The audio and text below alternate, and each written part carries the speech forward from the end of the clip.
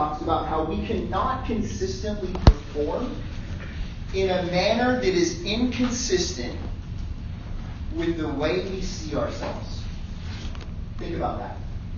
We cannot consistently perform in a manner that is inconsistent with the way we see ourselves. So I want to ask you, how do you see yourself?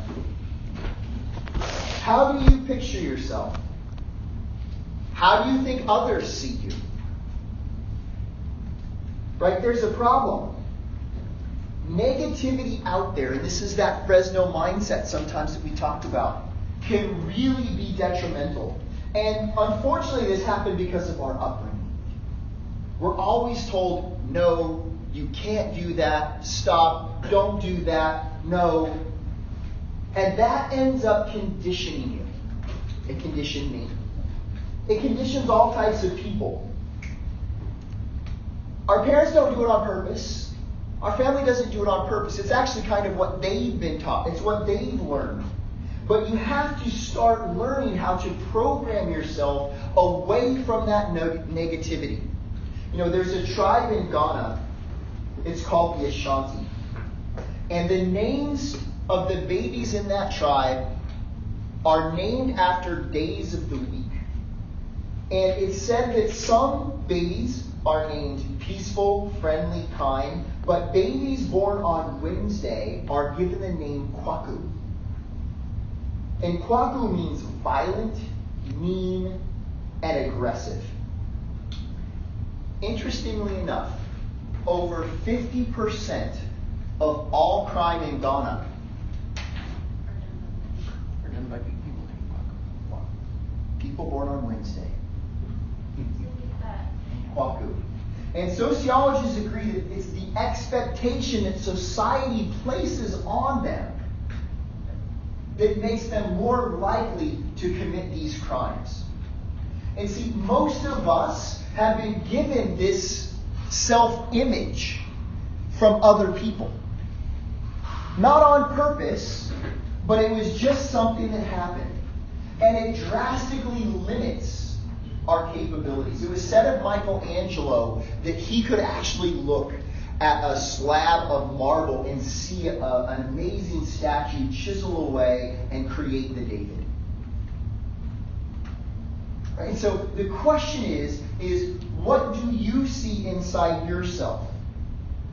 Right? There was a survey done in high schools here in the U.S. They surveyed 2,000 high school students at 120 schools. The top two problems.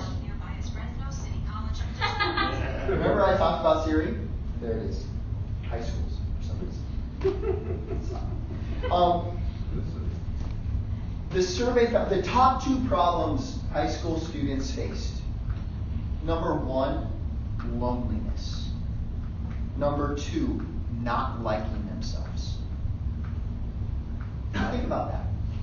Loneliness and not liking. And just as diseases can be diagnosed from certain symptoms, so can self-image, right? We talked about diseases of attitude. So think about what diseases of self-image can do, right? If you have uncertainty, right? Uncertainty can be a really, really big thing, and it can lead to great mistakes of fear because you fear actually making mistakes. Now, also, you can think of frustration. Right? Learning how do you deal with being frustrated. Insecurity is another thing that people have to face. Dr. Maxwell Maltz, I hope I'm pronouncing his name right, he wrote a book called Psycho-Cybernetics. And in it, he talked about steering the mind. And what he said was that if you steer the mind towards worthwhile goals, it all starts with self-image. Right? How do you see yourself? The interesting thing, Dr. Maltz was a plastic surgeon. And what he found was that by healing physical scars, it actually helped people emotionally. So let me give you 8 keys then to improving your self-image. And I really hope you take something from this. Number 1 is have a sense of direction. See, real happiness is found through conquering obstacles, through reaching goals. So find something worth striving for. Whether it's this entrepreneurship venture you practice or something else, you want to strive to achieve something. That sense of direction will help your self-image. Number 2, having the courage to act. It's only by action that goals are translated into realities. Often the difference between success and failures is not inability. It's not. But that successes act. And they're willing to go and then correct course on the way. Remember we talked about, could anybody have done it? Did they? No. Could they? Yes. Right? It's the action. The action. So be willing to take action, be willing to make mistakes, be willing to suffer a little pain, and use those mistakes as we talked about to learn, right? To move forward. Number 3, self-acceptance. You have to accept yourself. Now this is hard for many people. This is hard for me. I told you I used to be really, really overweight. Over 250 pounds, like 40-inch waist. I'll never forget. I still, as I mentioned, when I see myself, I feel fat. I look fat to me. Right? And that is something I still deal with. Right? And it's hard because we all have to learn to accept ourselves. No real happiness is possible without this. Right? And not a lot of people love themselves. Not a lot of people really accept it. And so you're going to have to learn that because that will improve your self-image. Every day I meet people that are smarter and better at me at many, many things. I also realize there are some things that I'm smart in, better at than them. And so it's important to recognize that everybody has shortcomings. Everybody has little things that they don't like about themselves. And to accept that. Number 4 is charity for others. Charity for others is the interest in and regard for other people. It's basically about respect because each person deserves respect. I'll never forget this situation. I was actually traveling to Chicago. And I was there for a work meeting. And I was doing, really well. It was this President's Advisory Council thing that I was going towards. And I flew in a day early and I had some extra time and I decided I liked sports. So I went to a Chicago White Sox game and I took the L, if you guys know what that is, out to the game and, had a really, really good time. I remember getting off of the subway. There was like the homeless here. There was like homeless there, lady begging for stuff. Anyway, I went to the game. It was amazing. I, unbeknownst to myself, actually ended up spending all of my cash except for a $100 bill. And so I was going back, and I had to go, and I went to go put it in, but the machine to get change and buy wouldn't accept it. And I'm like, oh. So I tried to use, like a credit card. It didn't work. And now you have to understand the situation. Here I was, some punk kid, trying to get back to my hotel with a $100 bill that I couldn't do anything with. Sitting next to me was a woman with her children, begging for money to feed them.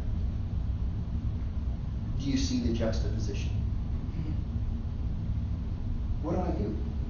I started begging, literally along, would you change this? Could you give me, I think it was $1.50? Think about that. I had no luck. Probably after about 15, maybe 20 minutes, the woman got up, took $1.50 out of her own cup, said, here you go. I felt like an ass. I did. I took the $100, put it in her cup, went on my way. But it's that, could I have had the charity before? I could have. I didn't. I was selfish. Right? And so we have to learn to have charity, to help people out. Right? In the future, when we have another one of these, we want you to come back as alumni and help the next group out. Be mentors for them. Help them. Tell them about it so that we can keep this going. Number 5 is have confidence with humility. Confidence with humility. See, confidence is built on experience of success. So when we're new at something, we tend to have less confidence. Right? I'm sure if yesterday at the very beginning you said, hey, stand up right now and give me an idea to pitch for a startup, everybody would be like, what? But we just witnessed all 4 groups stand up here and have complete confidence in pitching something that they wouldn't have had literally 24 hours ago. See, with experience comes that confidence. And I hope you all take that from this experience. Right? This is the same thing that people who have created billion-dollar products went through. Know that. You can draw confidence from that. Number 6 is cultivate your imagination. Your imagination can be used as a lock or a key. Which one? Cultivate your imagination. Cultivate your imagination. Your imagination can be either a lock or a key to your success. So learn to visualize success. Learn to visualize things that you want. Your imagination can be a really important tool. You know, it's funny. The mind can actually not tell the difference between something that is real versus something that is imagined vividly in detail. Your mind cannot tell the difference. This is why athletes are always taught to what? Visualize success. Visualize it. Because what happens is your brain cannot tell the difference. So use it to unlock your potential, to be creative. Number 7 is persistence. You have to hang in there. You have to keep going. When you simply hang in there, you improve your self-image because you feel more deserving of success. And I'll share with you a little tip. You don't typically get what you want, and you don't always get what you need. You get what you deserve. And when you feel you deserve success, success comes. And so you have to hang in there so that you know you deserve it. Because you've paid the price. You've done everything else. Number 8 is self-reliance. Self-reliance. Being able to get things done for yourself. Now, it's important to have a team, right? It's important to do those things, but there are some things that you have to be self-reliant on. Taking your own action, not waiting for people to motivate you. Because if you have to wait for someone to motivate you, what happens if they don't show up? Right? So you have to learn to be self-reliant, to understand that the actions and behaviors and the mindset, that is your choice, not someone else's. Right? As I talk to engineers, I always ask, if you were to take a 2-year-old and put him in front of a command line, what happens? He doesn't know what to do. Not much, because they don't know what to do. Most people don't understand the command line in their life is their brain. What goes into it, how they think.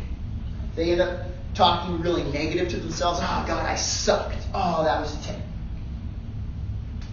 Those things all make a difference. So you need to learn to program your mind. Utilize those 8 keys to build on your self-image. Because that's what it takes. You know, there's a story, it was in Reader's Digest many years ago, and it was of a balloon vendor in New York City. And what the story said was, when the balloon vendor wanted to get more sales, he would take a balloon and put it up in the air, and then typically people would see the balloon, go, and then they'd buy balloons. And sometimes it'd be a red one, green one, whatever. And one time, the balloon vendors took something up. A little kid came up. It happened to be a little African American. And asked the balloon salesman, if you let a black one go, will it go up?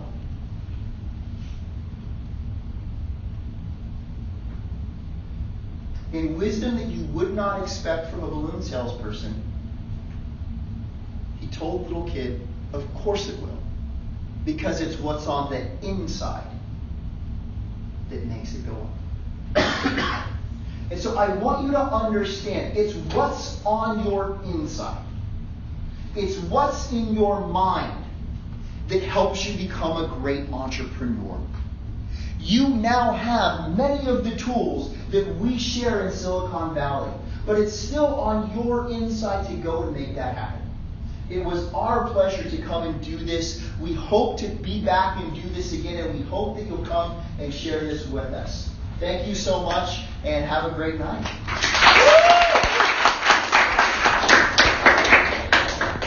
All right, should we do some pictures of certificates? Sure.